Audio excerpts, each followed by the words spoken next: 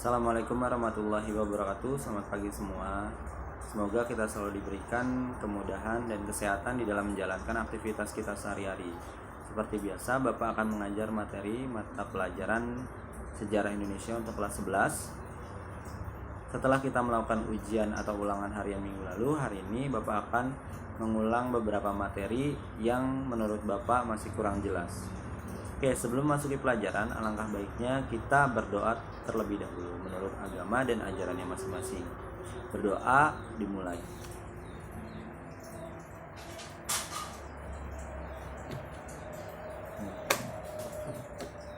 Oke, selanjutnya seperti biasa, Bapak akan membacakan tujuan pembelajaran terlebih dahulu.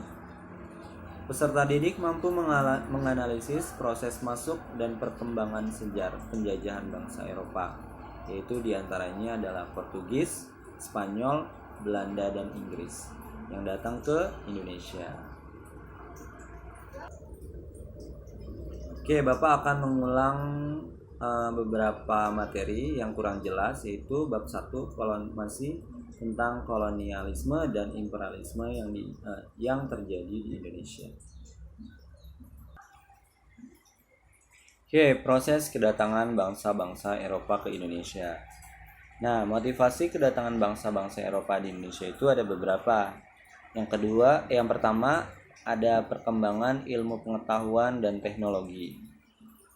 Kemudian disusul jatuhnya Konstantinopel ke Turki Utsmani. Yang ketiga ada pencarian rempah-rempah. Dan yang terakhir ada semboyan gold, glory, dan gospel. Mari kita bahas sedikit untuk proses kedatangan bangsa Eropa ini. Hindia Timur atau Indonesia telah lama dikenal sebagai daerah penghasil rempah-rempah. Rempah-rempah digunakan untuk mengawet makanan, bumbu masakan, bahkan obat. Karena kegunaannya, rempah-rempah sangat laku di pasaran dan harganya pun mahal. Hal ini mendorong para pedagang Asia datang dan memonopoli perdagangan rempah-rempah. Mereka membeli bahan-bahan ini dari para petani Indonesia, kemudian menjualnya kepada para pedagang Eropa.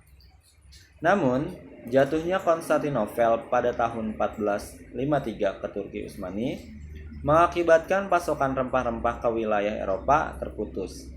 Hal ini dikarenakan boikot yang dilakukan oleh Turki Utsmani. Situasi ini mendorong orang-orang Eropa menjelajahi jalur pelayaran ke wilayah yang banyak memiliki bahan rempah-rempah, termasuk Kepulauan Nusantara, yaitu kepulauan di daerah Indonesia.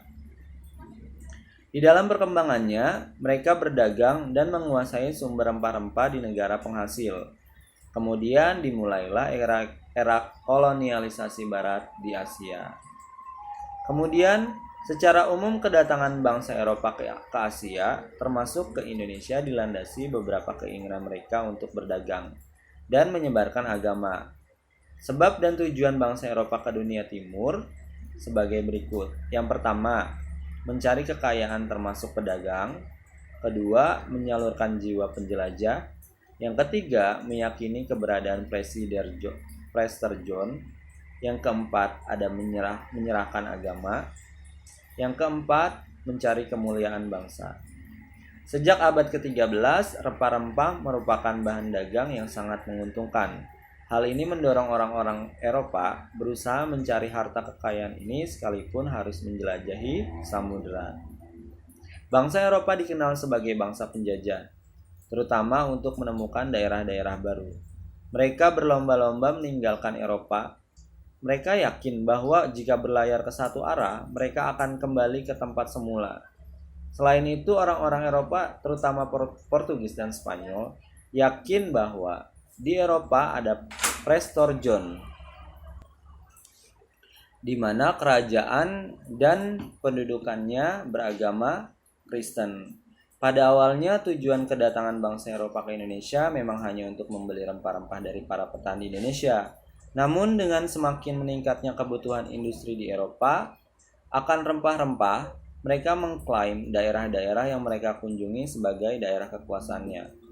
Di tempat-tempat ini, bangsa Eropa memonopoli perdagangan rempah-rempah dan menguruk kekayaan alam sebanyak mungkin. Dengan memonopoli perdagangan rempah-rempah, bangsa Eropa menjadi satu-satunya pembeli bahan-bahan ini. Akibatnya, harga bahan-bahan ini pun sangat ditentukan oleh mereka. Untuk memperoleh hak monopoli perdagangan ini, bangsa Eropa tidak jarang melakukan pemaksaan. Penguasaan dilakukan terhadap penguasa setempat melalui suatu perjanjian yang umumnya menguntungkan bangsa-bangsa Eropa. Selain itu, mereka selalu turut campur dalam urusan politik suatu daerah. Bangsa Eropa pun tidak jarang mengadu domba berbagai kelompok masyarakat dan kemudian mendukung salah satunya. Dengan cara ini mereka dapat mudah dengan mempengaruhi penguasa untuk memberi hak-hak istimewa di dalam berdagang. Kemudian setelah itu baru para kolonialisme itu menyebarkan kekuasaannya di hampir seluruh Nusantara di Indonesia, dari mulai penentuan pajak tanah, kemudian sistem tanam paksa, kemudian lokasi-lokasi tempat yang dikuasai, sampai dengan monopoli perdagangan di beberapa daerah di Indonesia.